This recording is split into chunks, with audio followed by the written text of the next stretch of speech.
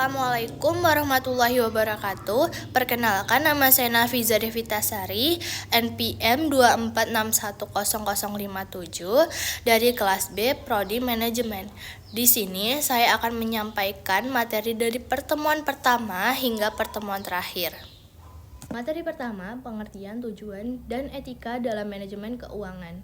Pada materi pertama ini, kita akan membahas tentang pengertian, tujuan, dan etika dalam manajemen keuangan.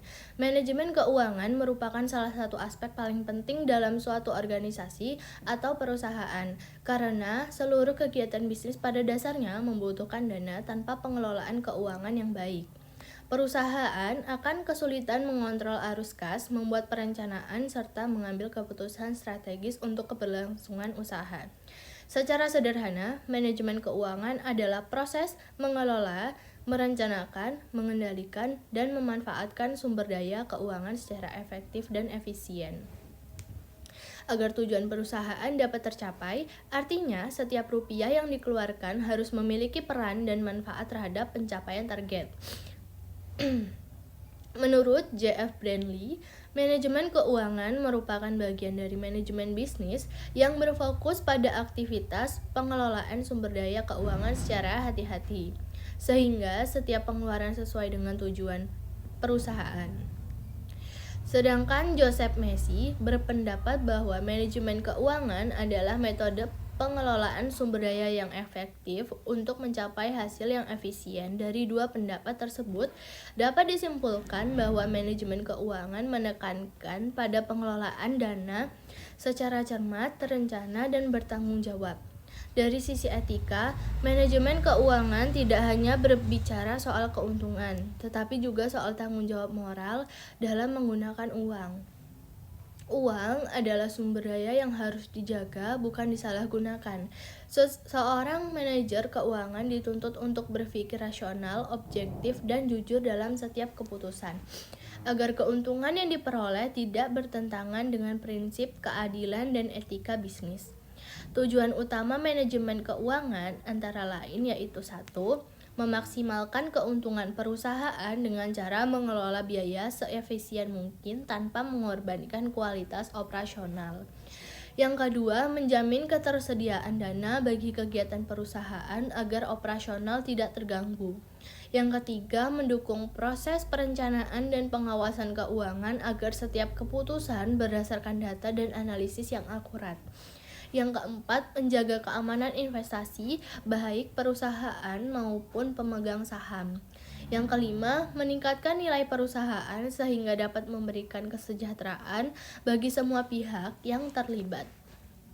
Dengan kata lain, manajemen keuangan tidak hanya berfokus pada mencari keuntungan sebesar-besarnya, tetapi juga pada bagaimana uang dikelola secara bijak, etis, dan berkelanjutan untuk memastikan stabilitas dan kemajuan perusahaan. Selanjutnya, materi kedua ini akan membahas tentang fungsi dan prinsip dasar dalam manajemen keuangan. Fungsi manajemen keuangan sangat penting karena menjadi pedoman bagi perusahaan dalam mengambil keputusan keuangan yang tepat dan terarah. Beberapa fungsi utama manajemen keuangan antara lain yaitu yang pertama, perencanaan dan pengendalian keuangan. Fungsi ini berhubungan dengan bagaimana perusahaan memperkirakan kebutuhan dana di masa depan, serta bagaimana mengalokasikan dana tersebut secara tepat. Melalui perencanaan keuangan, perusahaan bisa membuat anggaran, memprediksi pemasukan dan pengeluaran, serta mengatur arus kas. Pengendalian dilakukan agar penggunaan dana tidak menyimpang dari rencana. Analisis keuangan seperti analisis rasio, laporan laba rugi, dan forecasting digunakan untuk memantau kinerja keuangan. Yang kedua, pengelolaan aset dan modal. Aset perusahaan harus digunakan secara optimal agar menghasilkan keuntungan jangka pendek maupun panjang. Pengelolaan modal juga mencakup penentuan sumber modal, baik dari modal sendiri, pinjaman, maupun investasi eksternal, serta perhitungan kebutuhan dana yang sesuai dengan kemampuan perusahaan. Yang ketiga, pengelolaan surplus dan keuntungan. Ketika perusahaan memperoleh laba, dana tersebut harus dikelola secara bijak. Manajemen keuangan berperan menentukan apakah laba akan digunakan untuk investasi baru, pengembangan usaha, atau pembagian dividen kepada pemegang saham. Yang keempat, pengelolaan arus kas dan resiko. Arus kas yang stabil adalah tanda perusahaan sehat. Oleh karena itu, manajer keuangan harus memastikan agar pemasukan dan pengeluaran berjalan seimbang. Selain itu, setiap keputusan keuangan juga harus mempertimbangkan risiko seperti fluktuasi harga, bunga, atau kondisi pasar. Dari sisi prinsip, manajemen keuangan berpegang pada beberapa nilai dasar, yaitu konsistensi agar pengelolaan keuangan berjalan stabil dan tidak berubah-ubah tanpa alasan jelas. Yang kedua, akuntabilitas, di mana setiap penggunaan dana dapat dipertanggungjawabkan. Yang ketiga, transparansi, yaitu keterbukaan informasi keuangan kepada pihak terkait. Yang keempat, integritas, memastikan seluruh keputusan keuangan dilakukan secara jujur dan profesional. Yang kelima, keberlanjutan, memastikan penggunaan dana mendukung pertumbuhan jangka panjang perusahaan. Pada materi ketiga, kita akan membahas laporan keuangan dan analisis laporan keuangan. Laporan keuangan adalah catatan sistematis mengenai posisi keuangan dan hasil usaha perusahaan dalam suatu periode tertentu.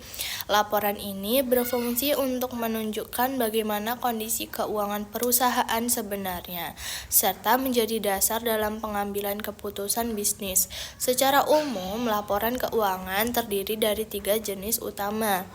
Yang pertama, laporan neraca atau balance sheet menunjukkan posisi aset, kewajiban, dan modal perusahaan pada suatu waktu tertentu. Yang kedua, laporan laba rugi atau income statement menjelaskan pendapatan, beban, dan laba atau rugi bersih perusahaan selama periode tertentu. Yang ketiga, laporan arus kas atau cash flow statement menggambarkan aliran kas masuk dan keluar baik dari kegiatan operasional, investasi, maupun pendanaan. Selain itu, ada pula catatan atas laporan keuangan yang memberikan penjelasan tambahan agar informasi lebih jelas dan transparan. Analisis laporan keuangan dilakukan untuk menilai kinerja dan kondisi keuangan perusahaan. Melalui analisis ini, manajer dapat mengetahui apakah keuangan perusahaan mengalami kemajuan, stagnasi, atau penurunan. Analisis juga membantu pihak luar seperti investor, kreditur, dan pemegang saham dalam menilai potensi keuangan dan risiko investasi.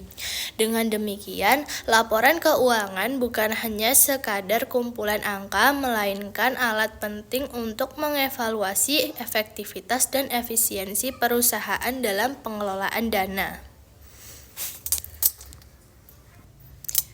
Materi terakhir membahas 2 konsep penting, yaitu analisis rasio keuangan dan nilai waktu uang.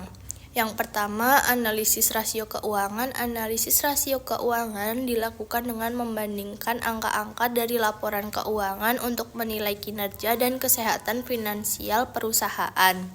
Beberapa jenis rasio yang umum digunakan antara lain, 1.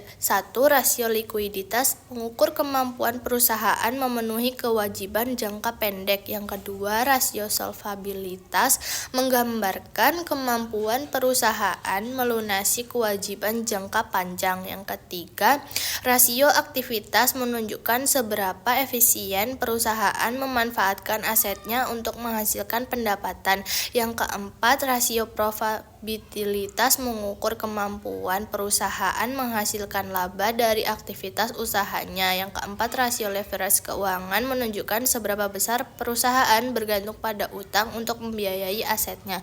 Melalui analisis rasio, manajemen dapat mengetahui apakah posisi keuangan perusahaan berada dalam kondisi sehat atau perlu perbaikan.